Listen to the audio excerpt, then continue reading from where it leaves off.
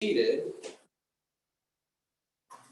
the proverbial genie came out of the bottle and granted you 3 wishes, what would you ask for today?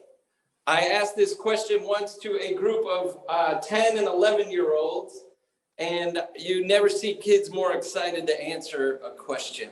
The first child said, I would want, an 80-inch TV. That's my first wish. My second wish would be for whatever video game console was popular at the time. And then he said, my third wish would be all the games that come and just all the time in the world to play video games. I was like, okay. And then the next person said, well, my first wish would be for a mansion, which would include all of those things that he just said. You get good at being efficient. And how do I use these wishes? They said, I want a mansion with all of those things. And then the second wish would be, and then they didn't even know what the third wish was because they already had the video game thing and all the stuff. I think the third wish was like all the soda and candy I could ever want to drink and eat while I played video games. And so these answers kind of carried on in that fashion. And finally I said, okay, that's great. But what about your friends and family? Do they have any space in this mansion? And suddenly they were, I was doing all of this alone. I was wanting everything I could possibly get for me, and then I was all alone. And I don't mean to pick on 10 and 11-year-olds. I just think sometimes the youth amongst us will amplify the message we're giving them. And they don't necessarily have that filter of polite society. Well, even though this is what I want, I'm an adult, so I know not to just say that. I should add something like, world peace, or, something like that. But I think the youth reflect back to us what we as a society are telling them they should value.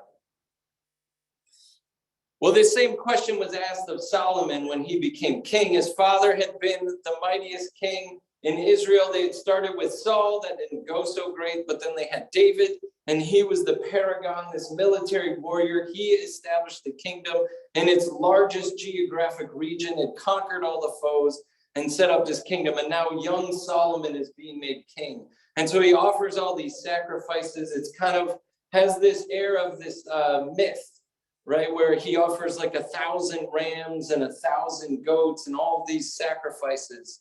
And then God shows up and says, what would you like? And instead of being the self-centered person that I've already described, Solomon, perhaps feeling the weight of running an entire kingdom himself, they're kind of, this is his coronation. And the weight, it's you, Solomon, need to chart the course for the chosen people of God. You will be their king. You need to chart this course. And thankfully, Solomon asked God for wisdom, not for a mansion, not for video games, not for desires of the flesh, but he wants to do a good job. And one key to this passage is that it begins by saying that Solomon loved God. And I wonder if that love for God meant he really wanted to serve God well and wanted to be faithful and wanted to be a really good king. And so God shows up. You can have anything you want. And Solomon chooses wisdom. So what is wisdom in our day and age? And what does it mean to have wisdom?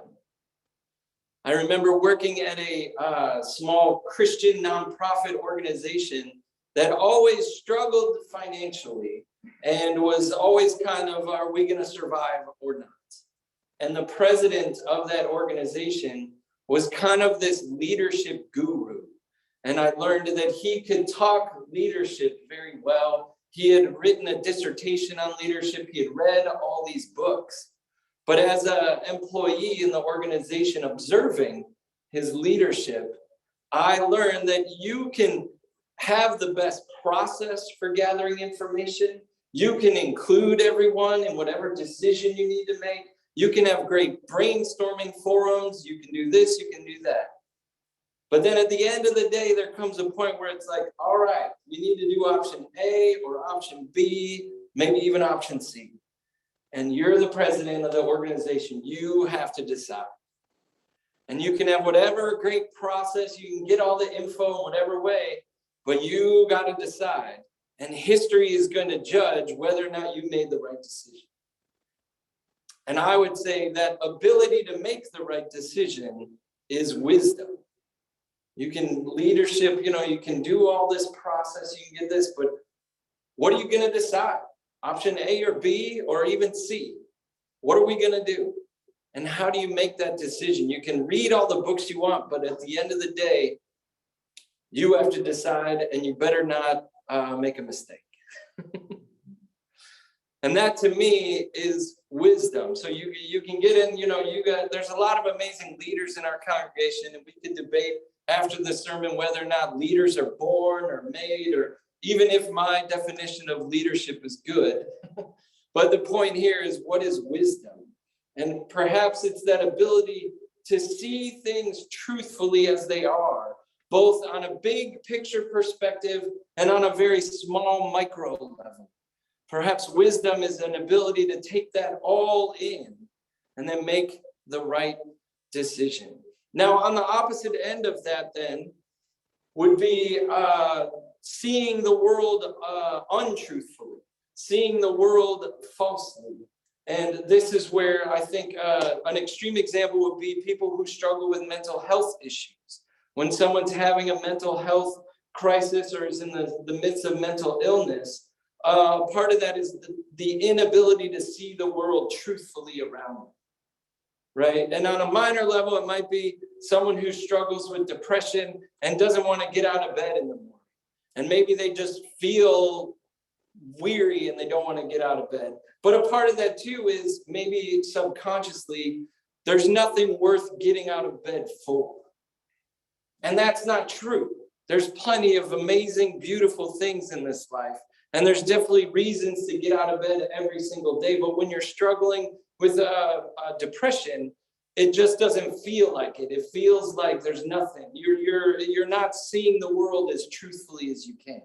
And then on the other extreme is people who struggle with schizophrenia, and they're hearing voices and literally not seeing things, or seeing things that aren't there, or not seeing things that are there. And it's the extreme is that mental health issue.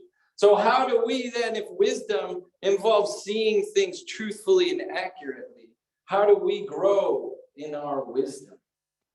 And one thing is, I think we start with love, just as Solomon started with love. How do we love ourselves and love those around us? And love God, who's empowering us to do all of those things.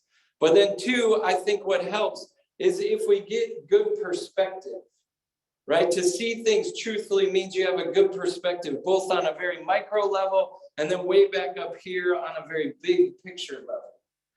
And I've learned over the years, and you've probably seen that to get good perspective means you have to be quiet and you have to listen.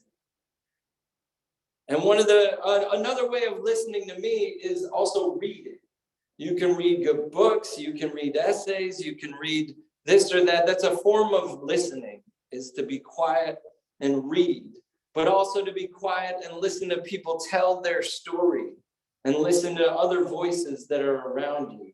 And with sympathy and empathy and love, we can start to embody different people and gain from their perspectives.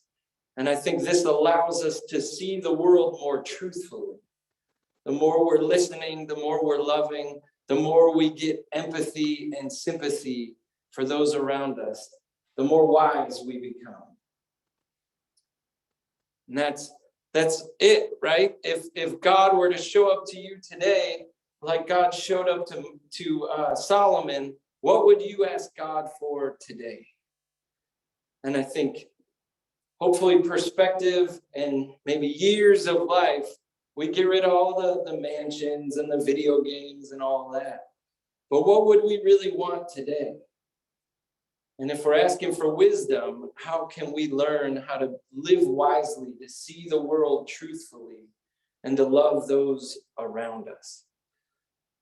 Well, this is like the fourth or fifth Sunday in a row where Jesus talks about being the bread of life. This is why I'm preaching from the Old Testament, because sometimes there's only so much you can say about bread.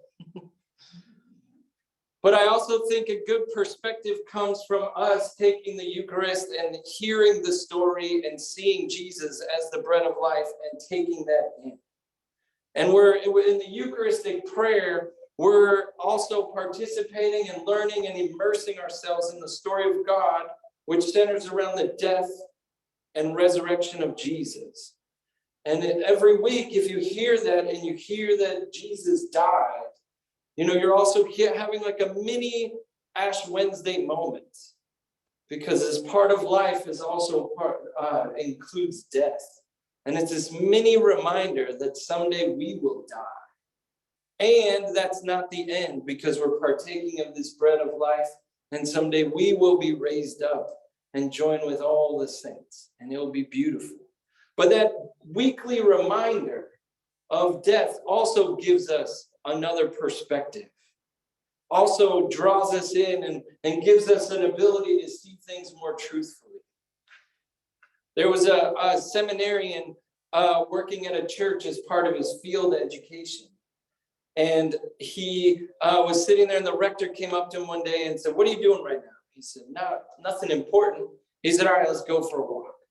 And they walked outside, and this was a church with a big property, and they had a cemetery. And so they started walking through the cemetery. And the rector said, "Oh, you see that grave? Yeah, that guy was rector here for like 18 years, over 100 years ago. See that grave? That guy was rector here for 25 years, way back in the day."